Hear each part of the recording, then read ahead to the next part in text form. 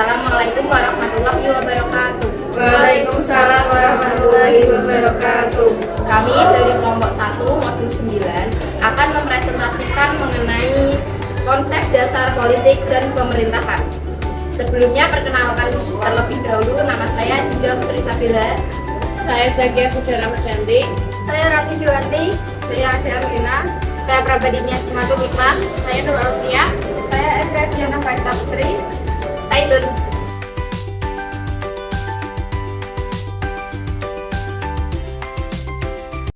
Pengertian konsep dasar politik dan pemerintahan.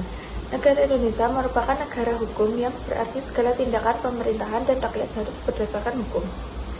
Unsur-unsur negara hukum menurut pendapat F. G. Stell atau Eropa kontinental. A. Adanya jaminan. B. Adanya pemisahan atau pembagian kekuasaan. C. Pemerintahan berdasarkan peraturan-peraturan. D. Adanya peradilan administrasi. Hierarki peraturan perundang-undangan. Di negara kita, peraturan undang-undang yang tertinggi adalah UUD 1945 dalam kedudukan sebagai peraturan, yaitu hukum dasar yang tertulis. Dikatakan bahwa dasar tertulis karena di sampingnya ada hukum dasar yang tidak tertulis yang disebut dengan konvensi. Beberapa produk hukum yang mengatur tata urutan perundang-undangan, yaitu ketetapan MPRS nomor MPRS 1966 mengenai memorandum DPR GR tentang sumber tertib hukum Republik Indonesia. Kemudian di era reformasi, MPR telah mengeluarkan produknya yang berupa ketetapan MPR nomor 3 MPR 2000 tentang sumber hukum dan tata tertib urutan peraturan perundang-undangan. Tata urutan perundang-undangan yang sekarang berlaku diatur dalam pasal 7 Undang-Undang nomor 10 tahun 2004 yang merupakan suatu tata urutan atau susunan yang bersifat hierarkis, yang berarti urutan tersebut bersifat jenjang dan tidak dapat dipindah tempatkan. Undang-Undang Dasar 1945. Undang-Undang Dasar 1945 adalah konstitusi yang menjadi dasar bagi semua undang-undang dan peraturan lainnya. Undang-Undang 1945 memiliki kedudukan istimewa karena 1. Undang-undang dibentuk menurut acara istimewa yang berbeda dengan pramuka UU biasa. 2. Undang-undang disebut sebagai istimewa untuk dianggap sesuatu yang luhur. 3. Undang-undang adalah piagam yang menyatakan cita-cita bangsa dan dasar organisasi kenegaraan suatu bangsa. 4. Undang-undang memuat garis besar tangga dasar tentang dasar dan tujuan negara. Undang-undang atau Perpu. 1. Undang-undang adalah peraturan yang dibuat oleh Dewan Perwakilan Rakyat DPR dan ditandatangani oleh Presiden. 2. Peraturan pemerintah pengganti undang-undang. Perpu adalah peraturan yang dibentuk oleh Presiden tanpa meminta persetujuan DPR karena Perpu dibuat dalam keadaan darurat. Dalam arti persoalan yang muncul harus segera ditindaklanjuti. Yang ketiga, peraturan Presiden Perpres, yaitu Perpres adalah peraturan yang dibuat oleh Presiden untuk melaksanakan UU atau PP. 4. Peraturan daerah. Perda adalah peraturan yang dibuat oleh Dewan Perwakilan Rakyat Daerah DPRD untuk melaksanakan UU atau PP atau Perpres di daerah. Selanjutnya saya akan menjelaskan tentang prinsip-prinsip penyelenggara negara.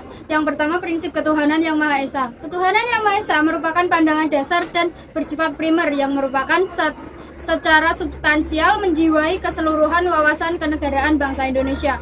Dalam kehidupan bernegara, prinsip ketuhanan yang Maha Esa tersebut diwujudkan dalam paham kedaulatan rakyat dan kedaulatan hukum yang saling berkaitan satu sama lain.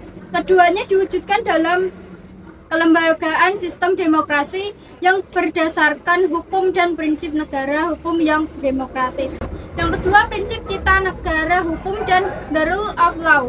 Dalam Undang-Undang 1945 ditegaskan bahwa negara Indonesia adalah negara hukum. Dalam paham negara hukum, hukumlah yang memegang komando tertinggi dalam penyelenggaraan negara. Artinya, yang memimpin dalam penyelenggaraan negara itu adalah hukum itu sendiri. Hukum harus dibuat dengan memperhatikan dan mendasarkan pada demokrasi, yaitu aspirasi dan kepentingan rakyat. Yang ketiga, prinsip paham kedaulatan rakyat. Negara Indonesia menganut paham kedaulatan rakyat atau demokrasi, yaitu demokrasi Pancasila.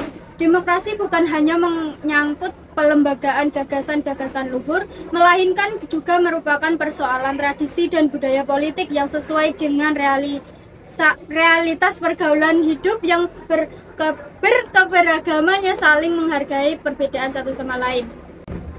Yang keempat, prinsip demokrasi langsung dan demokrasi perwakilan. Demokrasi langsung dilakukan melalui pemilihan umum dan pemilihan pasangan presiden dan wakil presiden. Sedangkan demokrasi perwakilan dijalankan oleh lembaga rakyat, DPR, DPD, DPRD, provinsi atau kabupaten kota untuk mewakili rakyat dan melaksanakan fungsi legislasi, fungsi pengawasan dan fungsi anggaran, serta menjalankan kewenangan lain yang menyangkut kepentingan rakyat. Yang kelima, prinsip pemisahan kekuasaan dengan sistem checks and balance. Sebelum amandemen UUD 1945, MPR merupakan lembaga tertinggi negara dan pemegang kedaulatan rakyat sepenuhnya. Setelah amandemen, MPR tidak lagi menjadi lembaga tertinggi dan kedudukannya sejajar dengan lembaga negara lain seperti DPR, Presiden, MK, MA, dan BPK. Kedaulatan rakyat kini dibagi menjadi secara horizontal melalui prinsip separation of power, di mana kekuasaan dipisahkan ke lembaga-lembaga negara yang sederajat dan saling mengawasi dalam sistem checks and balance. Yang keenam, prinsip pemerintahan presidensial. Indonesia menganut sistem presidensial di mana presiden memegang kekuasaan eksekutif dan bertanggung jawab langsung kepada rakyat. Presiden dan wakil presiden dipilih secara langsung, tidak bertanggung jawab kepada parlemen, tetapi dapat dimintai pertanggungjawaban hukum jika melanggar konstitusi. Kekosongan jabatan diisi melalui pemilihan oleh MPR. Menteri adalah pembantu presiden dan bertanggung jawab kepadanya. Masa jabatan presiden dan wakil presiden 5 tahun dan dapat dipilih kembali 1 kali. Yang ketujuh, prinsip persatuan dan keragaman. Indonesia yang beragam suku, agama, dan budaya memerlukan prinsip persatuan yang kuat. Keragaman dianggap sebagai kekayaan yang harus dipersatukan tanpa meragamkan perbedaan. Negara Kesatuan Republik Indonesia adalah negara persatuan yang menempatkan seluruh warga negara dan kedudukan yang sama di hadapan hukum dan pemerintahan, serta mengatasi kepentingan individu maupun golongan. Yang kedelapan, prinsip demokrasi ekonomi dan ekonomi pasar sosial. Doktrin demokrasi politik dan ekonomi membentuk kultur demokrasi sosial di Indonesia. Dengan negara berperan sebagai welfare state. Hal ini tercermin dalam pasal 33 dan 34 UUD 1945 yang menegaskan bahwa perekonomian disusun atas asas kekeluargaan dan demokrasi ekonomi, serta negara berkewajiban mengembangkan jaminan sosial dan memperdayakan masyarakat lemah dan kesejahteraan dan keadilan sosial. Yang kesembilan, prinsip cita masyarakat madani. Prinsip masyarakat madani atau civil society menjelang akhir abad ke-20 menekankan pemberdayaan masyarakat dengan mengembangkan 3 dominan negara, masyarakat, dan pasar secara seimbang, fungsional, dan saling bersinergi. Negara tidak seharusnya mengambil alih fungsi yang lebih efektif dilakukan masyarakat, tetapi justru mendorong perkembangan peradaban bangsa agar tercapai masyarakat yang maju, mandiri, sejahtera, demokratis, dan berkeadilan. Kedudukan DPR. 1. Lembaga perwakilan rakyat. DPR merupakan lembaga yang mewakili rakyat Indonesia dan memiliki tugas untuk membuat undang-undang yang sesuai dengan kebutuhan dan aspirasi rakyat. Yang kedua, mitra kerja pemerintahan. DPR bekerja sama dengan pemerintahan untuk membuat kebijakan dan undang-undang yang efektif dan efisien. Yang ketiga, pengawas pemerintah. DPR memiliki tugas untuk mengawasi kinerja pemerintah, dan memastikan bahwa pemerintah menjalankan tugasnya dengan baik dan sesuai dengan undang-undang. Yang kedua ada kedudukan MPR. Kedudukan MPR diatur dalam Undang-Undang Dasar 1945 Pasal 1 Ayat 2 dan Pasal 2 Ayat 1, yaitu 1. MPR adalah lembaga yang memegang kekuasaan tertinggi negara. Pasal 1 Ayat 2 UUD 1945. MPR terdiri dari anggota DPR dan DPD. Pasal 2 Ayat 1 UUD 1945. Kedudukan MPR dapat dijelaskan sebagai 1. Lembaga negara. MPR adalah lembaga tertinggi negara, memiliki kekuasaan untuk mengubah dan menetapkan UUD 1945. Yang kedua, wakil rakyat. MPR merupakan wakil rakyat yang dipilih melalui pemilihan umum untuk mewakili kepentingan rakyat. Yang ketiga, mengambil keputusan. MPR memiliki kekuasaan untuk mengambil keputusan tentang hal-hal yang penting bagi negara, seperti pemilihan presiden dan wakil presiden, serta mengangkat hakim konstitusi. Yang keempat, pengawas. MPR memiliki kekuasaan untuk mengawas kinerja presiden dan lembaga-lembaga lainnya. Kedudukan DPD diatur dalam Undang-Undang Dasar 1945 Pasal 22C dan Pasal 22D, yaitu DPR adalah lembaga negara mewakili kepentingan daerah. Pasal 22C ayat 1 UUD 1945. Selanjutnya, DPD terdiri dari anggota yang dipilih melalui pemilihan umum. Pasal 22C ayat 2 UUD 1945. Kekuasaan DPD meliputi 1. Mengajukan rancangan undang-undang tentang otonomi daerah, hubungan pusat dan daerah, serta pembentukan dan pemekaran daerah.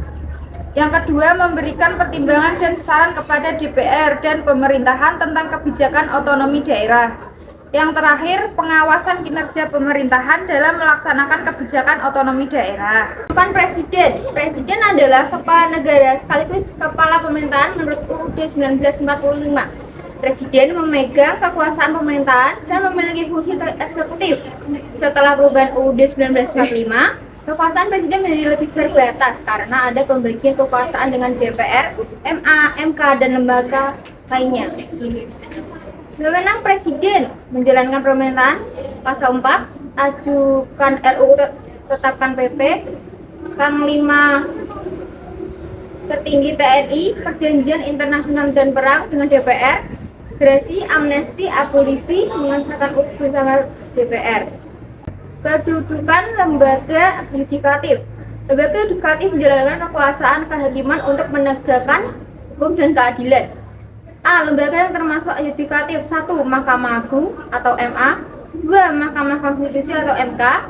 3. KY atau Komisi Judisial, fungsi mendukung kekuasaan kehakiman. Kedudukan BPK. 1. Lembaga negara yang bebas dan mandiri. 2. Berfungsi memeriksa pengelolaan serta bertanggung jawab keuangan negara. 3. Bekerja berhubungan dengan DPR, DPD, dan DPRD karena hasil pemeriksaan disampaikan ke mereka. Wewenang BPK. Pasal 23E sampai 23G UUD 1945. 1. Melakukan pemeriksaan atas pengelolaan dan tanggung jawab keuangan negara. 2. Menyampaikan hasil pemeriksaan kepada DPR, DPD, dan DPRD. 3. Pemeriksaan dilakukan secara bebas, objektif, dan profesional. 4. Hasil pemeriksaan ditindaklanjuti oleh lembaga perwakilan sesuai kewenangannya. C. Konsep otonomi daerah. 1. Kebijakan pengendalian otonomi daerah. Dalam Undang-Undang Nomor 32 Tahun 2004 ditegaskan bahwa otonomi daerah adalah hak, wewenang, dan kewajiban daerah otonomi untuk mengatur dan mengurus sendiri urusan pemerintahan dan kepentingan masyarakat setempat sesuai dengan peraturan perundang-undangan. 2. Asas penyelenggaraan pemerintahan daerah. Asas yang digunakan dalam penyelenggaraan pemerintahan daerah ditegaskan dalam Undang-Undang 1945 dan UU Nomor 32 Tahun 2004 adalah asas otonomi dan tugas pembantuan. 3. Pembentukan daerah. Pembentukan daerah dapat dilakukan melalui dua cara. Pembentukan yaitu penggabungan beberapa daerah atau bagian daerah yang bersandingan dan pemekaran dari satu daerah menjadi beberapa daerah. UU RI Undang-Undang Republik Indonesia Nomor 34 Tahun 2004. Yang terakhir adalah hak dan kewajiban warga negara menurut Undang-Undang Negara Republik Indonesia tahun 1945. Yang pertama yaitu hak warga negara dalam Undang-Undang 1945. Yang pertama yaitu hak atas kedudukan yang sama dalam hukum dan pemerintahan. Hak ini diatur pada pasal 27 ayat 1 yang memiliki makna bahwa semua warga negara, baik pejabat maupun bukan pejabat, akan mendapat perlakuan yang sama dalam hukum. Hak atas pekerjaan dan penghidupan yang layak. Hak ini tercantum pada pasal 27 ayat 2 yang memiliki makna bahwa setiap warga negara yang telah memenuhi persyaratan tanpa memandang suku, ras, dan budaya akan dan berhak memperoleh pekerjaan dan penghidupan yang layak. Lalu yang ketiga, yaitu hak atas kemerdekaan, berserikat, dan berkumpul. Hak ini tertera pada pasal 28 yang bermakna bahwa setiap warga negara berhak menyampaikan pendapat dan berhak menghadiri perkumpulan serikat. Hak atas kebebasan memeluk beragama dan beribadah. Hak ini diatur pada pasal 29 ayat 2 yang berarti bahwa setiap warga negara berhak memeluk agama dan beribadah menurut kepercayaannya masing-masing. Hak ikut serta dalam upaya pembelaan negara dan pertahanan keamanan. Hak ini tertera pada pasal 27 ayat 3 yang merupakan jaminan hak untuk setiap warga negara ikut serta dalam usaha bela negara. Lalu pasal 30 ayat 1 yang mengatur tentang hak bahwa semua warga negara harus ikut serta dalam usaha pertahanan dan keamanan negara. Hak yang keenam yaitu hak mendapat pengajaran. Hak ini diatur pada pasal 31 ayat 1. Dalam hak ini berarti warga negara akan diberi kebebasan untuk memilih jalur dan jenis pendidikan sesuai minat, bakat, dan kemampuannya masing-masing. Hak yang terakhir yaitu hak yang dipelihara oleh negara. Hak ini merupakan warga negara akan diberikan jaminan dan dilindungi agar setiap warga negara dapat hidup dengan bermartabat, adil, dan sejahtera. Selanjutnya yaitu kewajiban warga negara dalam Undang-Undang 1945. Yang pertama yaitu kewajiban menjunjung hukum dan pemerintahan. Jadi setiap warga negara Indonesia wajib menjunjung tinggi pemerintahan dan patuh terhadap kebijakan pemerintahan, baik itu pusat maupun pemerintah daerah. Lalu yang kedua yaitu kewajiban ikut serta dalam upaya membela negara. Setiap warga negara wajib ikut serta dalam bela negara baik terhadap gangguan dari dalam negeri ataupun dari luar negeri.